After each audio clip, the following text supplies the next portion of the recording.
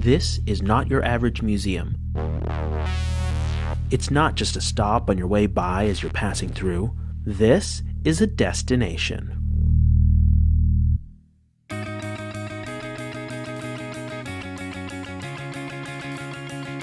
If you want to see planes, rockets, and military memorabilia tracing the history of flight from its earliest inceptions to modern warfare, it's time to start planning your next vacation to Dayton, Ohio, the birthplace of aviation.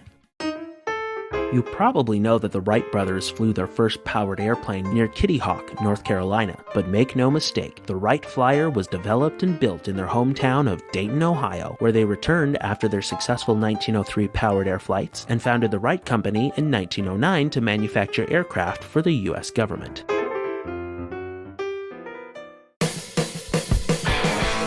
From drones to ICBMs and decommissioned nuclear bombs, if it was flown or used by the United States Army Air Corps or the United States Air Force, this museum probably has it, including the only B-2 stealth bomber on display, the F-22 Raptor prototype, and its competition, the YF-23 prototype, the XB-70 Valkyrie supersonic bomber, the X-32 Joint Strike Fighter, the VZ-9AV Avro Car flying saucer, and hundreds of other unique and fantastic aircraft from throughout history.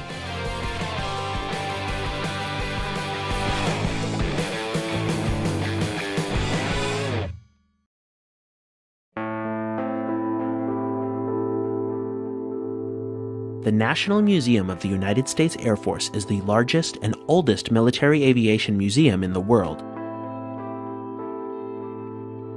It has 2 times more exhibition and maintenance floor space than the Smithsonian National Air and Space Museum, clocking in at a whopping 1 million square feet on a 400-acre plot just outside of the home of the Wright brothers. At a brisk pace, it'll take you hours, if not days, to go through all of the exhibits.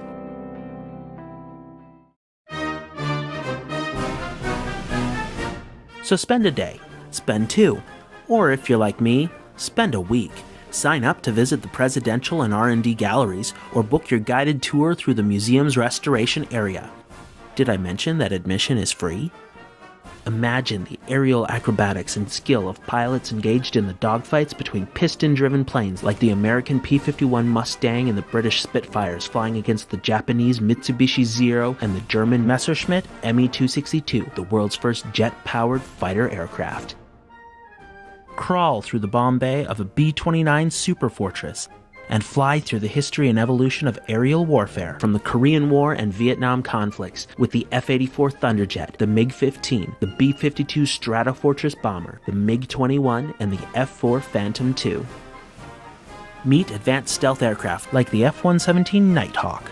Find yourself in the cockpit of an F-16 Fighting Falcon.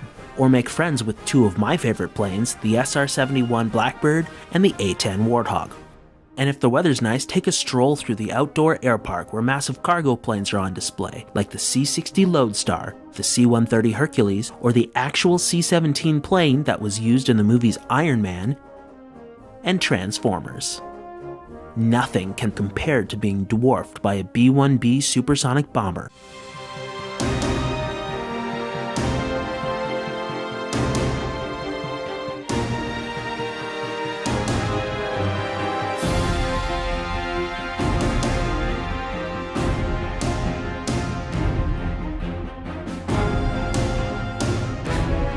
Most of the aircraft that are on display are either the only ones ever made or the only ones still remaining. Like in the case of the XB-70, there were 2 that were built, but one was involved in a mid-air crash and it was destroyed.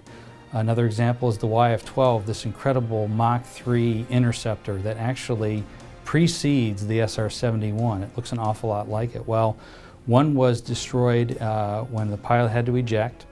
The second one burned on the ground and most of it was destroyed, and what was left of it was used to make the prototype of the SR-71. And then there's the museum's example, the only one left. The NC-131 in-flight simulator, the NT-33 in-flight simulator, those are unique aircraft.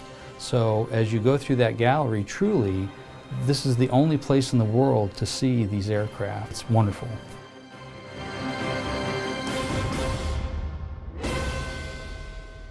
In the Presidential Gallery, the visitors will be able to experience probably one of the most highly visible and important missions that the Air Force has. They are going to be able to walk through the history of presidential and executive airlift in a mostly chronological fashion, starting with President Roosevelt's VC-54C Sacred Cow, all the way through the VC-137C or SAM-2 6000, which is President Kennedy's Air Force One. Since 1945, the Air Force has been responsible for the fast, reliable, and safe transportation of presidents and other high-ranking public officials and elected peoples. So being able to show that to the public is really something that's unique to our museum and something we're looking forward to doing.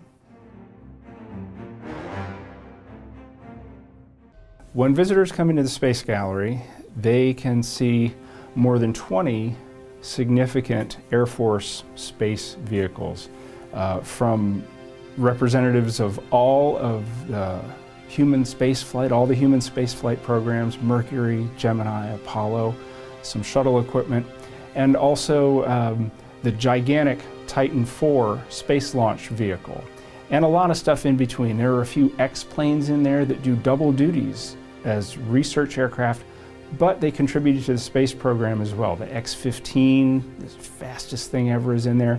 Some very strangely shaped X-24s that are very curious looking but have a very interesting story. And some formerly very, very secret reconnaissance satellites. And on top of all that, you will be able to see some balloon gondolas and learn what the heck do balloons have to do with space. And you can also see the Air Force airplane that caught the first satellite coming back from orbit.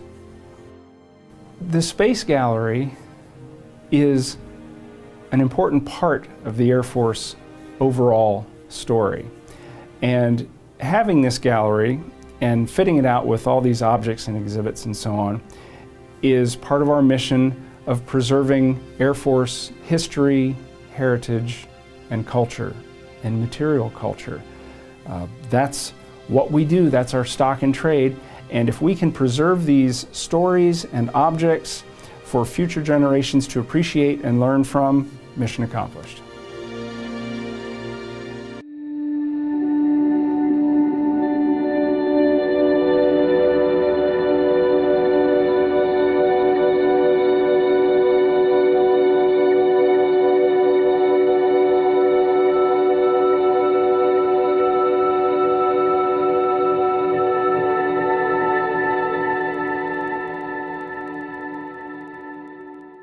If you love planes, then you have your next vacation destination.